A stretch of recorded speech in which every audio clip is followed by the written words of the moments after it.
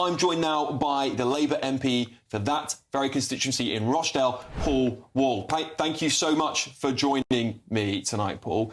Yeah, I think it's important. I think it's important for the audience to understand why the government haven't stepped in, perhaps, to use this as a bargaining chip to deport Pakistani grooming gang convicts, should we say?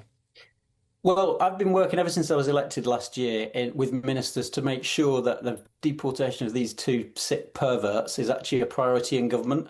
And I know, and I can tell you for sure, it is a priority in government. Ministers across different departments have been working hard with me to make sure we can pull every single lever, put every bit of pressure on that we can with the Pakistani government to take these guys back. Now, don't forget, there were dual nationals. They were British and Pakistani nationals. We stripped them of their citizenship quite rightly after they were convicted. But then they tore up their Pakistani citizenship as some sort of cynical ploy to stay in the country and not get deported. So my priority is to send them back. And I've got to say, I was delighted when I saw this news about the Pakistan Airlines deal, because I read recently that this was one of the obstacles to these guys going back. And I thought, look, I'll do anything to get these guys deported. And if that smooths the way in any way, it's not directly linked. Ministers tell me, look, this is done on its merits. It's a safety case about this airline. And I totally get that. But if in any way that has smoothed the way or removed an obstacle to getting them sent back, then that's good news.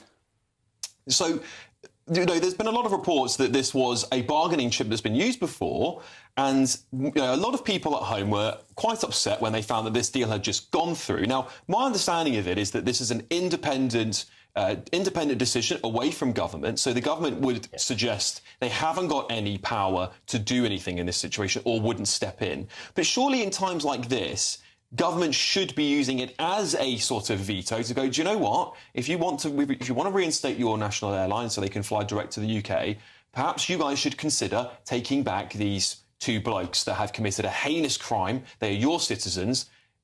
Do you think the government should have stepped in at that point, Paul? Well, I think they should do everything possible to make sure they're sent back. And what we don't know, you don't know, I don't know, is what negotiations have gone on behind the scenes to make sure this may or may not have had any sort of indirect link, not a direct link.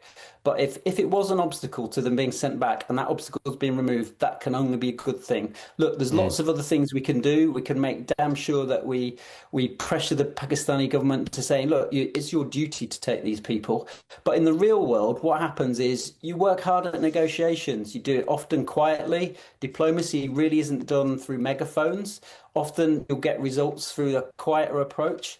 And I just hope, because I know that several ministers are involved with this, David Lammy, the Foreign Secretary, we've got Lord Waj Khan, who's been involved. We know that other ministers have definitely been involved. I know that I've made sure that the Home Office at the highest level know all about it, and number 10 too. They know my strength of feeling, and they know what the people of Rochdale want. They want these guys sent back. Let's not forget, these two guys, it's outrageous that they're walking around on the streets of Rochdale in the same place that the victims are from. Yep. And there's so many things wrong with this case. £500,000 taxpayers' money spent on their legal aid for the delayed so they could stay in the country.